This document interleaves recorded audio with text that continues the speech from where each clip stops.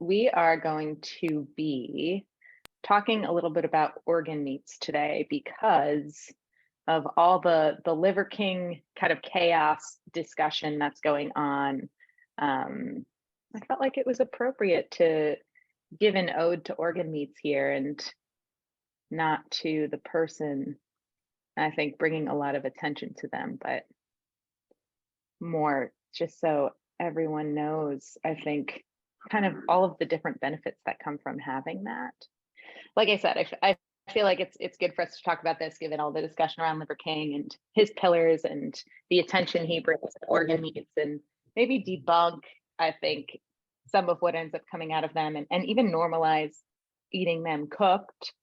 And talk about some of the health benefits. So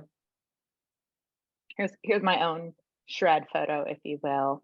No, I am not taking any steroids, but I am pretty jacked. So talking about liver, chopped liver, I feel like, generally speaking, that saying implies that you're less desirable. Liver is less desirable, which is interesting because at its core, liver and other organ meats, also called offal or variety meats, they're actually packed with nutrients, micronutrients, and have a lot of flavor. So something not to kind of knock unless you've actually tried it.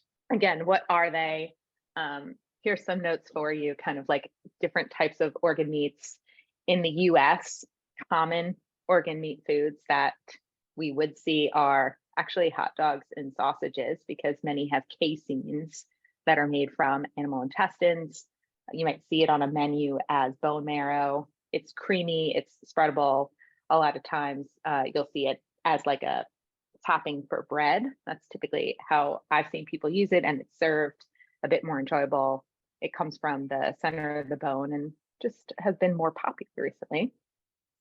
We also have bone broth, another trendy food.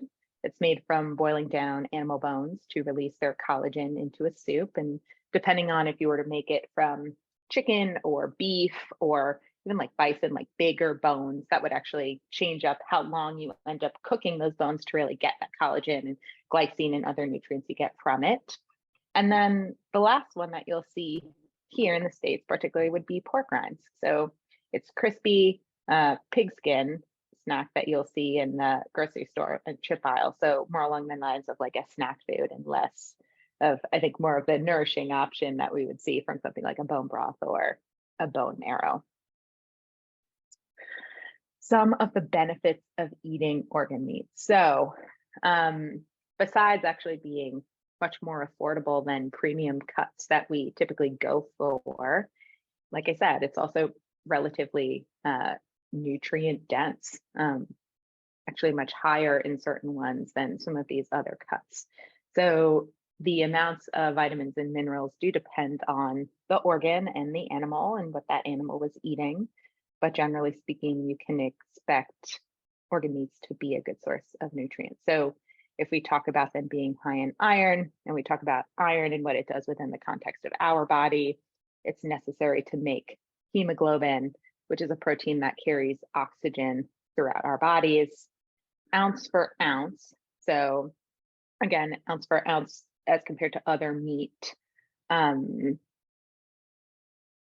something like a liver or other organ meat does carry more iron than, say, if you were to take beef liver and beef, like a top loin steak or something like that, ounce for ounce, there is more iron in liver. If we look at B vitamins, particularly vitamins B6 and B12, B6 is crucial for breaking down proteins, carbs, and fats. It also supports our immune function. B12 is necessary for making brain and nerve cells, DNA, red blood cells, all incredibly important for us. So being thoughtful and conscious there. They're packed with protein. So again, if we look ounce for ounce, beef liver versus something like a top loin steak, they're almost equal. So in the USDA's food database, which is where we get like MyFitnessPal and these calorie macro trackers that have that information, all that comes from the USDA's major database. So ounce for ounce, a beef liver would have, if we were looking at like 3.5 ounces, it has about 20 grams of protein, whereas a top loin steak has about 22 grams of protein. So pretty identical in that context. And yet a lot of the other nutrients you would get from something like liver, there's more of them. Alpha lipoic acid. So this protects our mitochondria, which is the part of our cell that produces energy from damage, and also in turn helps turn nutrients into energy. So incredibly important. More research kind of has come up on this particular nutrient recently, but it can also be really helpful for neuropathy or people who have nerve damage. So in the context of medical nutrition therapy, we're looking at people who have or been diagnosed with diabetes who have that problem. So something that can be helpful there. And alpha lipoic acid particularly is found in higher amounts in beef, heart, and liver. So next part being rich in minerals, right? Again, the ones that I'm focused on in this context would be magnesium, selenium, and zinc. So magnesium being important for a number of different processes in our body, nerve and muscle function, making bones, selenium being vital to proper thyroid function and reproductive health, and zinc as an immune booster and immune healer. So 3 important minerals also found high in our organ meats. And then the last kind of nutrient highlight here is that they're high in fat soluble vitamins. So vitamins A, D, E, and K, they get absorbed along with fat and stored in our fatty tissues. So unlike water soluble vitamins, which are your B vitamins, those get flushed out. So when you have food that has B vitamins, or if you take a B vitamin supplement, if you have enough of it in your body already, you just pee out the excess.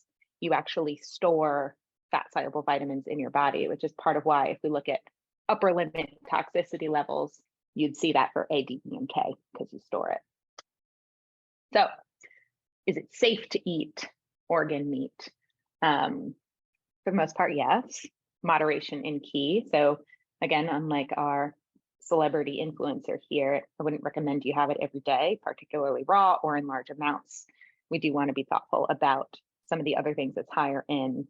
And this has more to do with population specific recommendations. So it is high in, excuse me, cholesterol and saturated fat. So if your client has a history, a family history, or is at risk for heart disease, it's something to be thoughtful about, and maybe have them choose leaner cuts of meat as an option.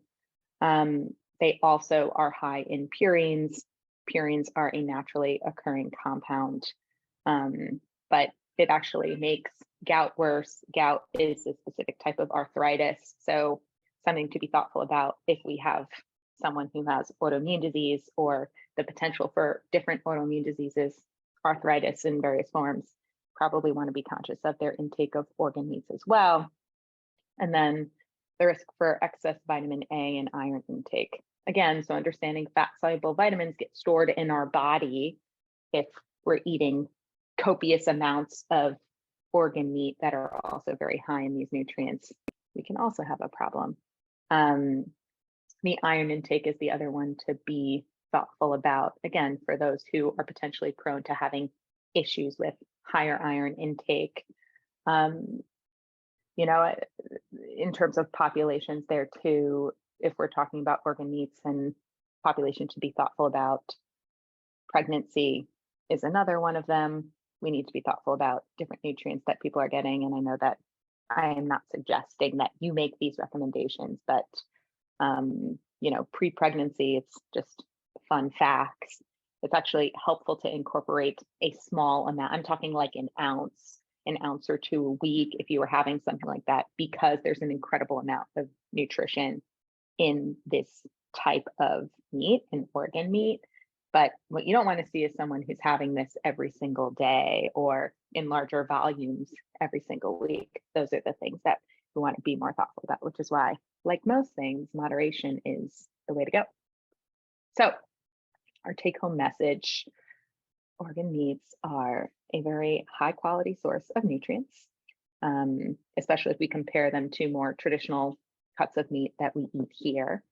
But it can be a fantastic way to get a lot of these essential nutrients, but we also need to be thoughtful about who's eating them and how much they're having, because a higher intake of them can potentially be problematic. As always, if you have concerns about it, talk to a registered dietitian. That can kind of better help serve that realm of guidance in terms of how much, how often, is this okay?